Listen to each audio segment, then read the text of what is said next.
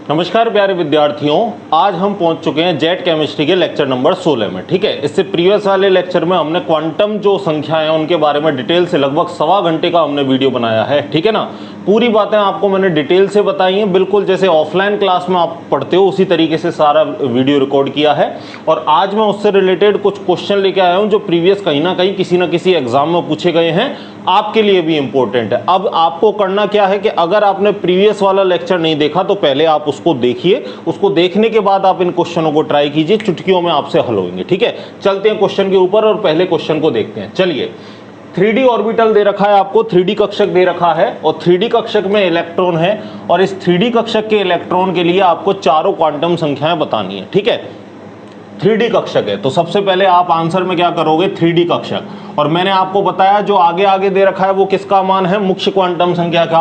तो हमको पता चल गया n बराबर हमारे लिए क्या हो गया, 3 हो गया। ठीक है, और मैंने आपको क्या बताया कि अगर L का मान देखना हो तो 0 1 2 3 4 नीचे क्या लिख देना, S P D और F। ठीक है ना, अब आपको पता है कि यहाँ पर D दे रखा है तो D के लिए L का मान कितना आएगा बताओ, 2। तो मैं जान लूंगा L का मान कितना होगा D के लिए 2।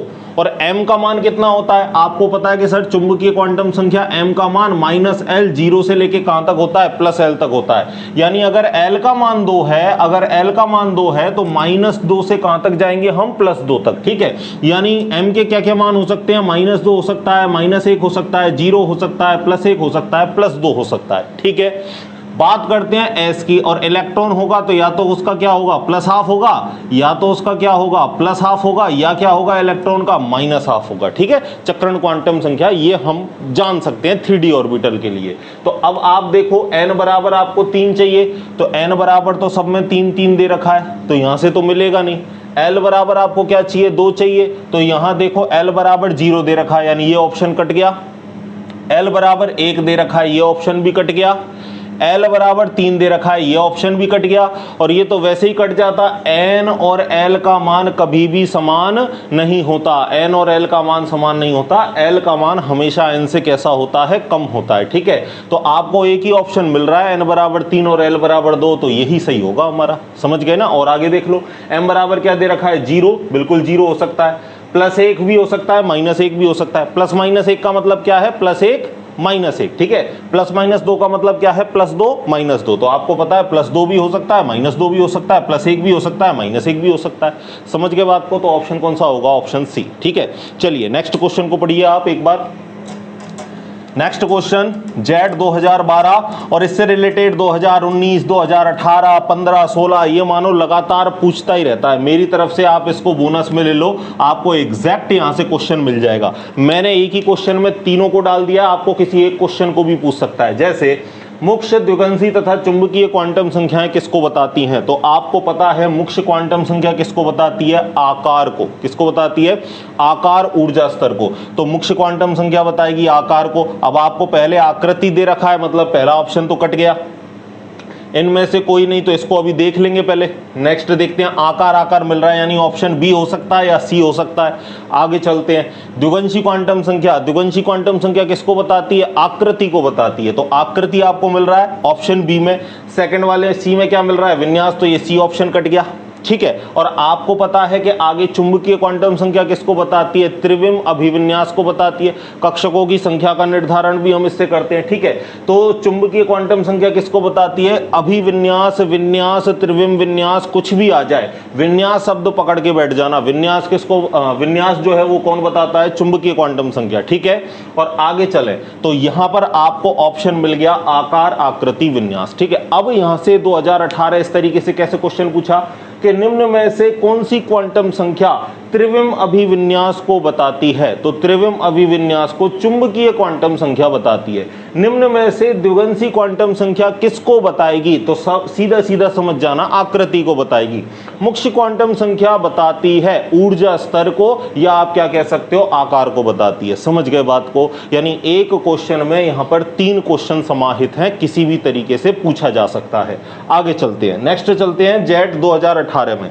किसी तत्व के अंतिम इलेक्ट्रॉन, लास्ट के इलेक्ट्रॉन की क्वांटम संख्याएं दे रखी हैं। 2 दे रखा है, L बराबर 0 दे रखा है, M बराबर 0 दे रखा है और s बराबर प्लस हाफ दे रखा है, यानी उसके अंदर कितना इलेक्ट्रॉन है, एक इलेक्ट्रॉन है, ठीक है। s अगर एक ही मान है तो एक इलेक्ट्रॉन है, अगर s के दो मान दे रखते तो दो इलेक्ट्रॉन होते, ठीक है, समझ रहे हो ना बात को। अब आगे चलते हैं, n बराबर 2 दे रखा है तो मतलब 2 हो गया। L बराबर 0, अब आपको पता है L बराबर 0 1 2 3, और आपको पता है यहाँ उपकोष कौन कौन से आते हैं, S P D F। तो L का कितना मान दे रखा है, 0, तो 0 मान किसके लिए होता है, S उपकोष के लिए। तो हमारा जो कक्षक होगा वो कौन सा होगा, 2s होगा, ठीक है। आगे चलते हैं, अब m का मान आपको पता है कि जो L का मान है वहीं से माइनस L, 0 से लेके प्लस L। तो अगर L हमारा 0 है तो m हमारा 0 हो सकता है, बिल्कुल हो सकता है, 0 भी हो सकता है, और प्लस माइनस 0 का कोई मतलब निकलता नहीं है, ठीक है। s बराबर प्लस हाफ, यानी एक इलेक्ट्रॉन है, यानी मैं कहूं तो 2s1 है, क्या है, 2s1। तो अब आपको पता है 2s1 कब आएगा, जब पहले क्या आ जाए, 1s2, पहले क्या आ जाए, 1s2। भाई पहला कक्षक 1s2 होगा, उसके बाद वाला 2s1 होगा। तो यहां पर 2 इलेक्ट्रॉन इसमें और 1 इलेक्ट्रॉन इसमें, तो टोटल कितने इलेक्ट्रॉन हुए, 3। और 3 परमाणु क्रमांक बताओ भाई किसका होता है, 3 परमाणु क्रमांक किसका होता है, लिथियम का, यानी कि यहां करेक्ट ऑप्शन कौन सा होगा, लिथियम। अब अगर आपको नहीं पता कि इलेक्ट्रॉनिक विन्यास कैसे लिखते हैं, वैसे आने वाले लेक्चरों में बताने वाला हूं, फिर भी अगर आपको अभी देखना है तो ऊपर आई बटन पर लिंक दे दूंगा, वहां पर आपको सेपरेट वीडियो मिल जाएगी, how to write electronic configuration, ठीक है, उसको देख लेना, इलेक्ट्रॉनिक विन्यास सीख जाओगे, ठीक है। चलिए पॉइंट आ गया समझ में, क्वेश्चनों को लिखना चाहो लिख लो, बहुत अच्छी बात है। आगे चलते हैं अपन, चलिए अपने बोर्ड की भी स्लाइड चेंज करते हैं, पहले एक बार आप लिख लो, ठीक है। चलिए स्लाइड चेंज हो चुकी है अपनी, देखते हैं पहले क्वेश्चन को। देखो नंबर 4, निम्न में से कौन सा कक्षक संभव नहीं है। इस तरीके का क्वेश्चन आपको मिल सकता है, ठीक है ना, बहुत ही इजी क्वेश्चन है ये। इसको समझने के लिए आपको 2 बातें याद में रखनी है, ठीक है। पहले तो कक्षक आपको याद होने चाहिए, कक्षक कितने होते हैं, 4, ठीक है। अब जो मैं बता रहा हूं उसको ध्यान रखना, S P D F याद रखना, S 1 से स्टार्ट होगा, P 2 से, D 3 से, और F किससे होगा, 4 से स्टार्ट। यानी 1s बनेगा, 2s बनेगा, 3s बनेगा, 4s बनेगा, बनते जाएंगे, 1s बनेगा, 2s बनेगा, इस तरीके से बनते जाएंगे। मैं कहूं P कहां से स्टार्ट है, 2 से, तो 2p बनेगा, 3p बनेगा, 4p बनेगा, इस तरीके से चलते जाएंगे। लेकिन मैं कह रहा हूं P 2 से स्टार्ट है, तो क्या 1p बनेगा, आप बोलोगे कि नहीं सर 1p तो नहीं बनेगा, ठीक है। फिर D कहां से स्टार्ट हो रहा है, 3 से, मतलब 3d बनेगा, 4d बनेगा। वैसे मैंने आपको ये सारी बातें क्वांटम संख्या में पढ़ा रखी है कि कौन सा कक्षक बनता है, तो संभव कौन सा है और असंभव कौन सा है, सारी बातें बता रखी है, लेकिन एक डायरेक्ट तरीका भी आपको आना चाहिए, ठीक है ना। माइंड में बातें याद रख लो, SPDF 1 2 3 4, 1 2 3 4, ठीक है ना। अब D आपका 3D हो सकता है, 4D हो सकता है। मैं कहूं क्या 2D होगा, आप बोलोगे नहीं। मैं कहूं क्या 1D होगा, आप बोलोगे कि नहीं होगा सर, ठीक है। F कहां से स्टार्ट होता है, 4 से। मैं कहूं 4F हो सकता है, 5F हो सकता है, आप कहोगे बिल्कुल हो सकता है सर। मैं कहूं 3F हो सकता है क्या, मैं कहूं 2F हो सकता है क्या, मैं कहूं 1F हो सकता है क्या, आप बोलोगे कि सर नहीं, F तो 4 से स्टार्ट होता है, तो 3F हो गया, 2F हो गया, 1F हो गया, ये आपके नहीं बनेंगे, ठीक है। अब यहाँ पे आपको पहला कक्षक हो गया। दूसरा इलेक्ट्रॉन याद रखना है, S में अधिकतम कितने इलेक्ट्रॉन, 2, P में अधिकतम कितने इलेक्ट्रॉन, 6, D में अधिकतम कितने इलेक्ट्रॉन, 10, और F में अधिकतम कितने इलेक्ट्रॉन, 14, ठीक है। ये 2 बातें आपको याद है, कक्षक और इलेक्ट्रॉन, तो आप इस क्वेश्चन को कर दोगे, ठीक है। चलिए बात करते हैं, क्या P 1 से स्टार्ट होता है, आप बोलोगे कि नहीं सर P तो कहां से स्टार्ट होता है, 2 से स्टार्ट होता है, यानी पहला वाला नहीं बन सकता, संभव नहीं है, यही पूछ रहा है। आगे चलते हैं, S में अधिकतम क्या 3s बन सकता है, बिल्कुल बन सकता है 3s, लेकिन देखो तो सही ऊपर कितने इलेक्ट्रॉन दे रखे हैं, 3s3। S में अधिकतम कितने इलेक्ट्रॉन होते हैं, 2, आप बोलोगे सर 3 इलेक्ट्रॉन तो नहीं होते, तो ये कक्षक भी नहीं संभव है हमारा। आगे चलते हैं, 4f, क्या 4f बन सकता है, बिल्कुल बन सकता है, 4f बिल्कुल बन सकता है। F 4 से स्टार्ट हो सकता है, 4f बन सकता है, 5f भी बन सकता है, 6f भी आगे इस तरीके से, अगर इलेक्ट्रॉन आपके और तत्व आए तो आपके 6f भी आ जाएगा, ठीक है। बात आगे करते हैं अपन 4f की, क्या 13 इलेक्ट्रॉन आ सकते हैं, आप कहोगे बिल्कुल कि सर F में तो 14 आ सकते हैं, अधिकतम 14 आ सकते हैं, तो 13 भी आ सकते हैं, ठीक है। 15 नहीं आ सकते, ठीक है ना, 13 आ सकते हैं, 12 आ सकते हैं, 1 आ सकता है, 2 आ सकता है, 1 से लेकर 14 तक कितने भी आ सकते हैं, ठीक है, 14 से ज्यादा नहीं आ सकते, तो ये तो संभव है हमारा, ठीक है। आगे चलते हैं, 2p, क्या 2p बन सकता है, बिल्कुल बन सकता है। P कहां से स्टार्ट होता है, 2 से, तो 2p बन सकता है। P में अधिकतम इलेक्ट्रॉन कितने आते हैं, P में अधिकतम इलेक्ट्रॉन 6 आते हैं, कितने दे रखे हैं आपको, 8, क्या 8 इलेक्ट्रॉन आ सकते हैं, नहीं आ सकते, तो ये कक्षक हमारा संभव नहीं होगा। आगे चलते हैं, 5f, क्या 5f बन सकता है? आप कहोगे सर d 3 से स्टार्ट होता है तो 3d बन सकता है, 4d बन सकता है, 5d बन सकता है, 6d बन सकता है, सब कुछ बन सकता है, लेकिन आपका 2d नहीं बन सकता, 1d आपका नहीं बन सकता। तो 5d बन सकता है, बिल्कुल बन सकता है। एक इलेक्ट्रॉन आ सकता है क्या? बिल्कुल आ सकता है। d में अधिकतम इलेक्ट्रॉन कितने आते हैं? 10। तो 1 से लेकर 10 तक कितने भी इलेक्ट्रॉन आ सकते हैं। तो संभव कौन सा नहीं है? पहला, दूसरा और चौथा, यानी करेक्ट ऑप्शन हमारा कौन सा होगा? ऑप्शन नंबर बी होगा। ठीक है, समझ गए इस बात को? बहुत बढ़िया कॉन्सेप्ट है। जो बातें बताई उसको लिख लो, फिर मैं इनको मिटाता हूं। लिखो एक बार। चलिए नेक्स्ट देखते हैं, अगले क्वेश्चन को देखो। जेट 2013 में पूछा गया था, अगला क्वेश्चन है जेट 2007 में। कितने कक्षक के लिए क्वांटम संख्याएं, कितने कक्षक के लिए क्वांटम संख्याएं n बराबर 3, l बराबर 2, m बराबर +2 संभव होंगी? और मैंने आपको एक लाइन सीधे सीधे बताई थी। क्या बताया था?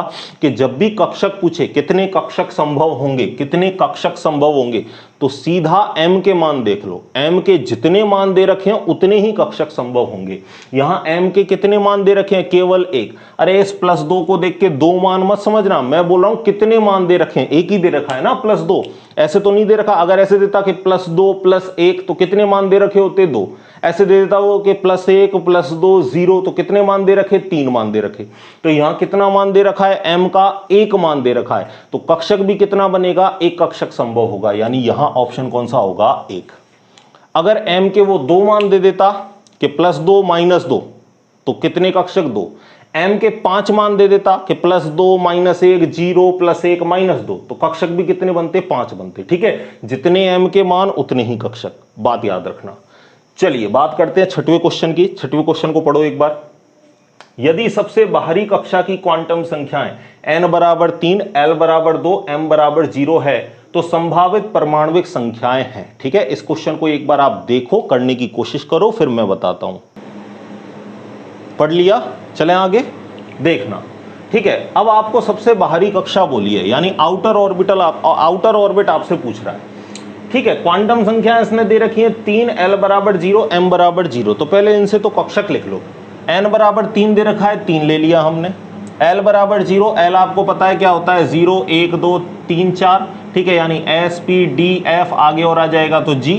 अब आपको पता है l बराबर 0 है तो किसके लिए होगा? s कक्षक के लिए, तो हमने s उपकोष लिख लिया, 3s हो गया हमारा। ठीक है, m बराबर 0 है, कोई दिक्कत नहीं है। तो संभावित मान बताइए। ठीक है, यानी l का मान 0 है तो m का मान तो 0 होगा ही, क्योंकि m का मान कहां से कहां तक होता है? -l, 0 से लेके +l तक। तो l अगर 0 है तो m भी 0 होगा। ठीक है, आगे चलते हैं। तो कौन से संभावित परमाणुविक संख्याएं हो सकती हैं?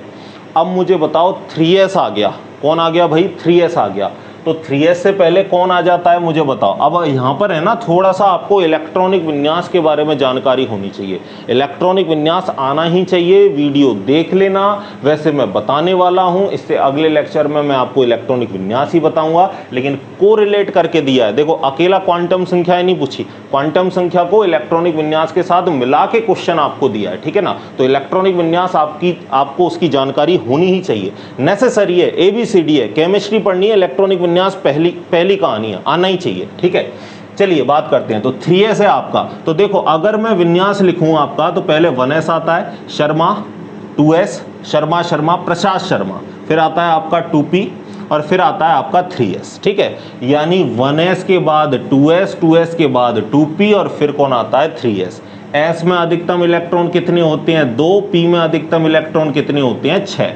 तो 1s2, इधर फिर 2s2, p में कितने इलेक्ट्रॉन? 6, और फिर बचा आपका 3s। तो 3s में अधिकतम इलेक्ट्रॉन कितने आ सकते हैं? 1 भी आ सकता है भैया, और इसमें कितने इलेक्ट्रॉन आ सकते हैं? 2 भी आ सकते हैं, अधिकतम 2 आ सकते हैं। ठीक है, तो यहां तक तो पहले भर गया होगा।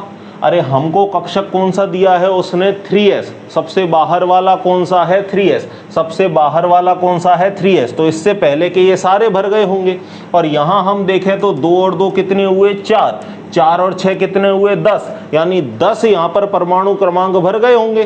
तो आने वाला आपको पता है या तो 11 होगा या क्या होगा? 12। अगर एक इलेक्ट्रॉन भरा तो 11, और अगर 2 इलेक्ट्रॉन भरे तो कितने होंगे 12, यानी 10 तक भर चुके हैं। आगे आने वाला या तो 11 परमाणु क्रमांक वाला होगा या 12 परमाणु क्रमांक वाला होगा, यानी करेक्ट ऑप्शन यहां पर कौन सा होगा, ऑप्शन बी।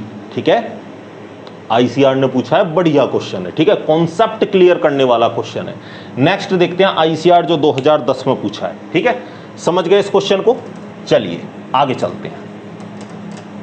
नेक्स्ट देखो आईसीआर 2010, 4D इलेक्ट्रॉन के लिए निम्नलिखित में से कौन सा 4 क्वांटम संख्या के सही सेट को प्रतिनिधित्व करता है। यानी आपको कक्षक दे रखा है कौन सा, 4D के लिए कौन सी चारों क्वांटम संख्याओं का सेट सही है, ये आपको बताना है। चलिए तो मैं 4D लिख लेता हूं। यहां पर मुझे n का मान चाहिए, l का मान चाहिए, m का मान चाहिए, s का मान चाहिए। s का तो मुझे पता है, या तो +½ होगा और या -½ होगा। ठीक है, चलिए n का मान जो आगे आगे दे रखा है, कितना दे रखा है, 4।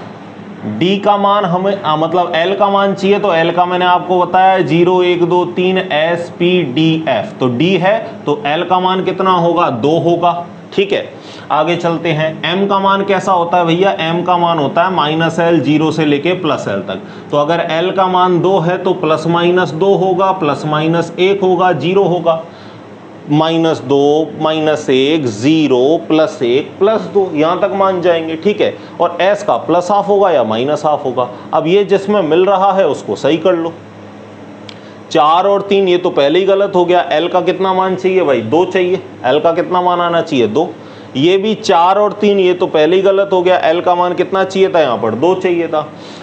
4 और 2 ये हो सकता है ना। आगे चलते हैं, 1 m का 1 मान भी हो सकता है। अरे भैया +1 का आ गया ना, +1 भी हो सकता है, -1 भी हो सकता है, कुछ भी हो सकता है, 1 हो सकता है। लेकिन s का इसने कौन सा मान दे रखा है, देखो 0। s का कौन सा मान दे रखा है, 0। क्या s का 0 मान होता है, आप बोलोगे नहीं सर, या तो s का +½ होगा या क्या होगा, -½ होगा। तो ये ऑप्शन भी हमारा कट गया, बचा कौन सा, ऑप्शन हमारा डी। यहां देख लो 4 2 1 और -½ क्या -½ होता है s का मान, बिल्कुल होता है। 4 मान है क्या n का मान 4 है। l का मान 2 है क्या, बिल्कुल l का मान 2 है। m का मान क्या दे रखा है, 1। क्या 1 मान हो सकता है, बिल्कुल हो सकता है सर। +1 भी हो सकता है, -1 भी हो सकता है। ठीक है, 0 भी हो सकता है, +2 भी हो सकता है, -2 भी हो सकता है, कुछ भी मान हो सकता है। ठीक है, s का मान +1 भी +½ भी हो सकता है, -½ भी हो सकता है। यानी करेक्ट सेट हमारा कौन सा है, ऑप्शन नंबर डी। बात आ गई समझ में। ठीक है, सारी बातें क्लियर हो जाएंगी। ठीक है, क्वेश्चन आपको लेवल के मिल रहे हैं, ऐसे नहीं मैं इजी क्वेश्चन करा के और आपको फ्री कर दूं कि हाँ भैया बच्चों को ये समझ में आ जाएगा, इजी सा दे रखा है ले लो। फिर आपको अगर क्वेश्चन लेवल के मिल रहे हैं, अगर आप अटक रहे हो, उन क्वेश्चनों को करने में अटक रहे हो, तो मान के चलो कि हाँ भाई क्वेश्चन बढ़िया लेवल के हैं, एग्जाम में भी इसी तरीके से क्वेश्चन पूछे जाएंगे। ठीक है ना, आगे की बात करता हूं। क्वेश्चन नंबर 8वां देखो। ठीक है, 8वां क्वेश्चन देखो, पढ़ो इसको एक बार। यदि n बराबर 3 है तो l के लिए कौन सा मान गलत है, बताओ, देख के बताओ कौन सा मान गलत है। यदि n बराबर 3 है तो l के लिए कौन सा मान गलत है। अब आपको पता है सीधा सीधा कि l का मान n से हमेशा कम होता है। n और l का मान कभी समान नहीं होता। तो अगर n का मान 3 है तो l का मान कभी भी 3 नहीं होगा। n का मान अगर 3 है तो l का मान हमेशा 3 से कम होगा। l का मान 2 हो सकता है, 1 हो सकता है, 0 भी हो सकता है। मैं कहूं n का मान 4 है, बताओ l के कितने मान संभव हैं। तो आप कहोगे l 3 भी हो सकता है, 2 भी हो सकता है, 1 भी हो सकता है, 0 भी हो सकता है। समझ गए बात को। लेकिन l आपका कभी भी 4 नहीं होगा। n और l के मान समान नहीं होंगे। तो यहां पे मैंने आपको कुछ बढ़िया क्वेश्चन बताए हैं, लिख लो इनको, फिर आगे की बात करता हूं। आगे एक कॉन्सेप्ट और बताता हूं आपको। ठीक है ना, चलिए पढ़ रहे हैं तो पूरा पढ़ेंगे टॉपिक को, जिससे क्वेश्चन कैसा भी बने छूटना नहीं चाहिए। ठीक है ना, पूरा ऑफलाइन का फील लेना है।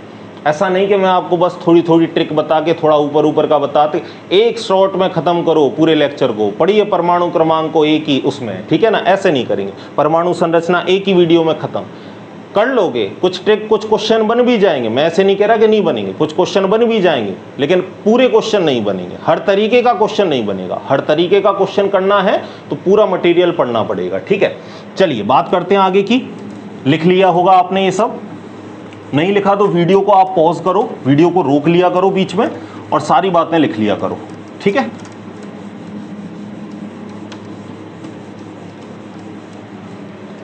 चलिए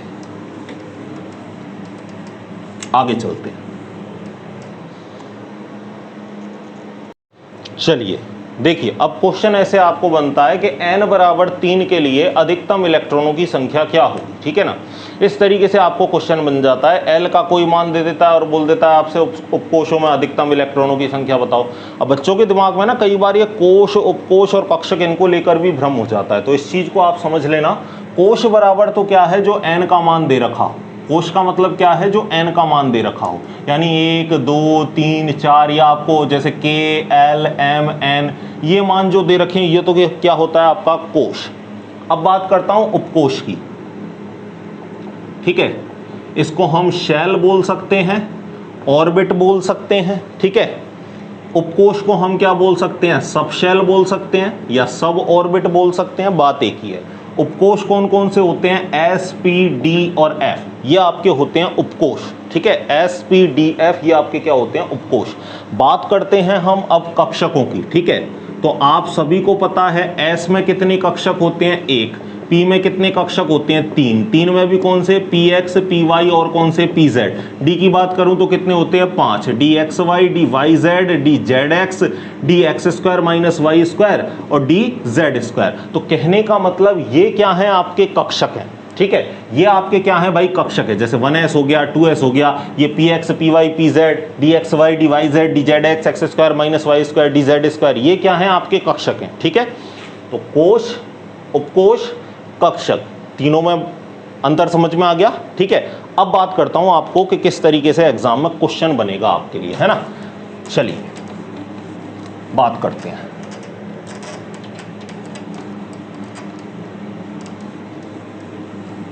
देखना,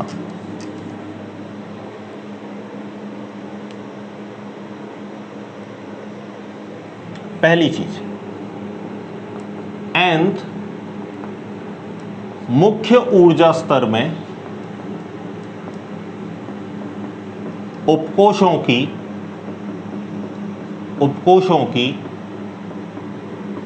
कुल संख्या ये किसके बराबर होती है, n के बराबर। डायरेक्ट क्वेश्चन बनेगा। जैसे मैं आपको बोल दूं कि आपके पास मान के चलो पहला आपके पास कोश है, ठीक है। n बराबर आपके पास क्या है, 1 है। तो मुझे बताओ n बराबर 1 में केवल कौन आ सकता है भैया, 1s आ सकता है। अरे केवल s उपकोष आ सकता है। तो अगर n का मान 1 है तो उपकोष भी कितना है, 1 है। मैं कहूं n का मान कितना आ जाए, 2, तो आप मुझे बताओ 2 में कौन कौन से उपकोष आ सकते हैं। आप कहोगे सर 2s आ सकता है और 2p आ सकता है। 2d तो होता ही नहीं है, d कहां से स्टार्ट होता है, 3 से। तो जब n का मान 2 था तो उपकोष भी कितने आए, 2 आए।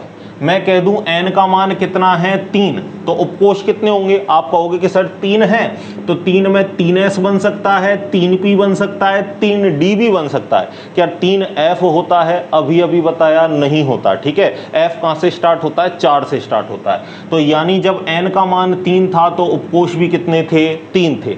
मैं कह दूं कि मेरे पास n का मान कितना है, 4, तो कौन कौन से उपकोष हो सकते हैं। आप कहोगे कि सर 4s हो सकता है और क्या हो सकता है, 4p हो सकता है, 4d हो सकता है और 4f भी हो सकता है, ठीक है। यानी जब n का मान 4 तो उपकोष भी कितने, 4। आपके लिए n का मान 5 रख दूं तो लास्ट में कौन सा आ जाएगा, g उपकोष आ जाएगा, 5g आ जाएगा, ठीक है। कहने का मतलब जितने n के मान उतने आपके क्या होते हैं, उपकोष होते हैं। समझ गए बात को। इस चीज को डायरेक्ट पूछा जाता है, हर एक जो फॉर्मूला यहाँ पे लिख रहा हूं, ठीक है। समझने के लिए चाहो तो इसको लिख लो। अब बताता हूं आपके लिए दूसरी बात, पहले कॉन्सेप्ट लिखा दूं फिर क्वेश्चन करवाऊंगा। देखो नेक्स्ट है कोश में अधिकतम इलेक्ट्रॉनों की संख्या। कोश में अधिकतम इलेक्ट्रॉनों की संख्या, ठीक है, कितनी होती है, 2n², ठीक है। जहां n बराबर आपको पता ही है 1 2 3 4 इस तरीके से आपके कोश हो सकते हैं। तो कोश में जब आपसे अधिकतम इलेक्ट्रॉनों की संख्या पूछे तो कितना हो गया, 2n²। लेकिन जब आपसे कोश में अधिकतम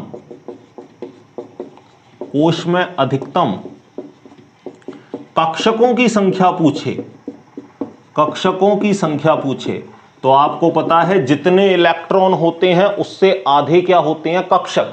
जितने इलेक्ट्रॉन होते हैं उससे आधे कक्षक। तो यहां अगर इलेक्ट्रॉन 2n² है तो इसका आधा यानी इसमें बटे 2 का भाग लगा दूं तो 2 से 2 कट जाएगा।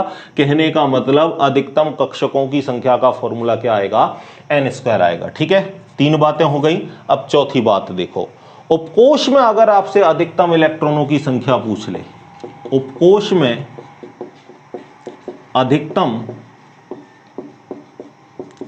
इलेक्ट्रॉनों की संख्या, ठीक है, उपकोष में अधिकतम इलेक्ट्रॉनों की संख्या, ठीक है, ये कब होगा, जब आपको L का मान दे रखे। ठीक है, तो फॉर्मूला क्या लगाना है आपको, 2 2l+1। ठीक है, या तो 2 2l+1 आपको ऑप्शन में मिल जाएगा, और या इस 2 का गुणा मैं अंदर कर दूं तो 2 का गुणा अंदर किया, 2 दूनी कितना हो गया 4l, प्लस 2 का गुणा 1 से किया तो कितना हो गया 2। यानी या तो आपको 2 2l+1 फॉर्मूला मिल जाएगा या आपको 4l+2 ऑप्शन में मिल जाएगा। ठीक है, बात हुई अधिकतम इलेक्ट्रॉनों की। अब बात करते हैं उपकोष में, उपकोष में अधिकतम, उपकोष में अधिकतम कक्षकों की संख्या। तो कक्षकों की संख्या के लिए आपको पता है इलेक्ट्रॉनों का आधा होता है, आधे के लिए इसमें बटे 2 का भाग लगाऊंगा, 2 से 2 चला जाएगा तो क्या आ जाएगा 2l+1। ठीक है, समझ गए। तो ये तो मैं इसको चलिए ऊपर लिख देता हूं जिससे कोई कंफ्यूजन ना हो, या 4l+2। ठीक है, तो जब कक्षकों की संख्या पूछे तो याद रहे 2l+1, और जब आपसे इलेक्ट्रॉन पूछे तो याद रहे 2 2l+1 या 4l+2। ये आपको 5 बातें बताई हैं, इन 5 बातों को लिखो, फिर इनसे रिलेटेड क्वेश्चन करवाता हूं। ठीक है, लिखो इनको एक बार।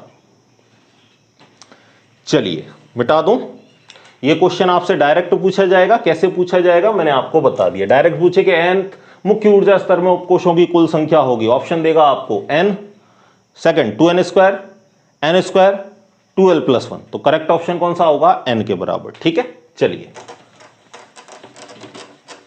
या आपको ऐसे पूछ ले कि n का मान 4 है, n का मान कितना है 4 है, बताओ कितने उपकोष संभव होंगे, तो 4। n का मान 2 है, बताओ कितने उपकोष संभव होंगे, 2। n का मान 1 है, बताओ कितने उपकोष संभव होंगे, 1। ठीक है, यानी जितने n के मान दे रखे हैं उतने ही उपकोष होंगे। अब मैं आपको एक क्वेश्चन करवाता हूं, देखना।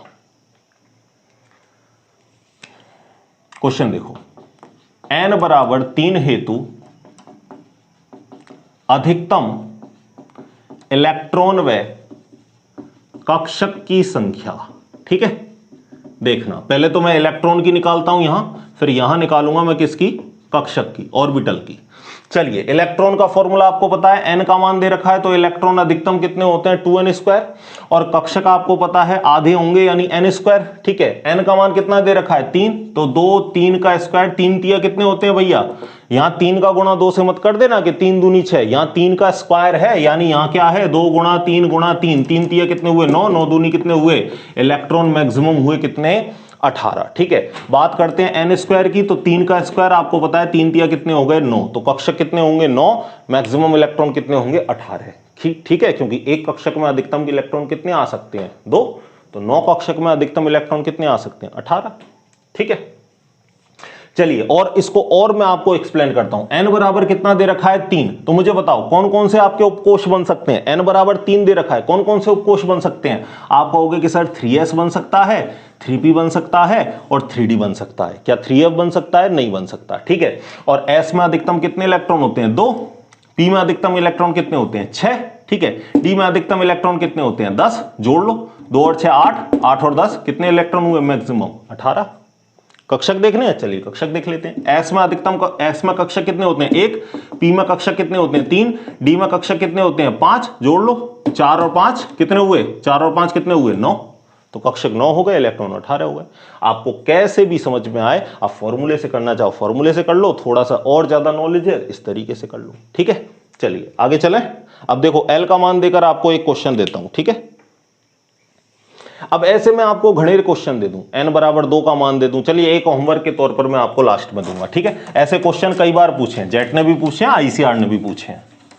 नेक्स्ट देखो, नेक्स्ट देखना, चलिए एल का मान देते हैं इस बार, है ना।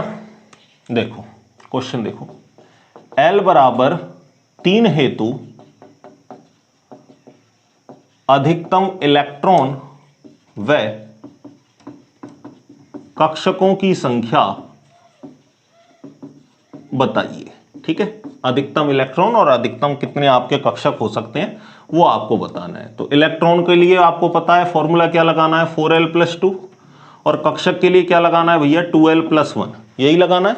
चलिए 4l, एल का मान कितना दे रखा है 3, 4 गुणा 3 + 2, तो पहले गुणा करते हैं। जब भी पहले इस तरीके से आए तो पहले क्या करना है, आपको भाग देना है, भाग के बाद गुणा, फिर माइनस, और फिर एंड में आपको क्या करना है, प्लस करना है। ठीक है, ये चीज याद रहे। तो पहले गुणा करना है, क्या करोगे, 4 तिया कितने हुए 12, 12 और 2 कितने हुए भैया आपके 14 इलेक्ट्रॉन, यानी कितने इलेक्ट्रॉन आए भैया, 14 इलेक्ट्रॉन आपके निकल के आए। और आगे चलते हैं, कक्षक देखते हैं। चलिए 2, एल का मान कितना है 3 + 1, 3 दूना कितना हुआ 6, 6 और 1 कितने हुए 7। ठीक है, यानी कक्षक तो कितने होंगे 7, और अधिकतम इलेक्ट्रॉन कितने होंगे 14। आप सभी को पता है एक कक्षक में 2 इलेक्ट्रॉन आते हैं, तो 7 कक्षक में कितने आ जाएंगे 14। और वैसे आप देखो एल का मान 3 दे रखा है, तो आपको मैंने बता रखा है एल बराबर 0 1 2 3 S P D F। तो एल का मान 3 किसके लिए होता है, एफ के लिए, और एफ में अधिकतम इलेक्ट्रॉन कितने आते हैं 14, एफ में कक्षक कितने होते हैं 7। तो यहां से भी आपको ये डायरेक्ट, आप इतना करने की जरूरत ही नहीं, आपको एल का मान पता है, आप सीधा बता देते। ठीक है, तो इस तरीके के आपको क्वेश्चन बन जाएंगे। बात आ गई समझ में। एक क्वेश्चन देता हूं, आप करके बताओगे, इतनी बातें पहले आप लिख लो। लिख लिया, चलिए आगे चलें। थोड़ी लाइट चली गई है, लग रहा है मुझे भी कि अंधेरा हो रहा है थोड़ा बहुत, लेकिन आप एडजस्ट कर लोगे। ठीक है, कोई दिक्कत नहीं है। चलिए, इतनी तो आंखें हमारी जिंदाबाद हैं अभी, है ना। चलिए नेक्स्ट क्वेश्चन देता हूं, और इस क्वेश्चन को आप सभी देखो करोगे भी और कमेंट में इसका आंसर भी दोगे। ठीक है, सिलेक्शन उसी का होगा जो कमेंट में आंसर देगा। ठीक है ना, केवल बैठ के अगर कान पवित्र कर रहे हो तो कुछ नहीं होना जाना। ठीक है, सिलेक्शन लेना है, एक्सरसाइज आपको करनी पड़ेगी जो बता रहा हूं। चलिए नेक्स्ट बात करता हूं आपसे क्वेश्चन, और इस क्वेश्चन का आंसर आप मुझे बताओगे। n बराबर 4 हेतु अधिकतम इलेक्ट्रॉन व कक्षकों की संख्या बताइए। कक्षकों की संख्या बताइए। ठीक है, ये मैंने आपको दे दिया, n बराबर 4 है, अधिकतम इलेक्ट्रॉन और कक्षकों की संख्या आप मुझे आंसर करोगे। ठीक है, लिख लिया। तो आज के लेक्चर में इतना ही। कल मैं आपको बताऊंगा इलेक्ट्रॉनिक विन्यास कैसे लिखते हैं, उनको लिखने के कौन कौन से नियम हैं, और एक टॉपिक और है जो इंपॉर्टेंट है, वहां से भी क्वेश्चन बनता है, नोड। नोड 2 तरीके की, कोणीय नोड और आपका त्रिज्य नोड, अरीय नोड भी अपन उसको कहते हैं। इन सब के बारे में अपन कल के लेक्चर में जानकारी लेंगे। ठीक है, तो बस इसी तरह पढ़ते रहिए, खुश रहिए, दबा के मेहनत कीजिए। यूनिवर्सिटी में भी एक सीट हमारी होगी। ठीक है ना, सिलेक्शन निश्चित है। चलिए मिलते हैं।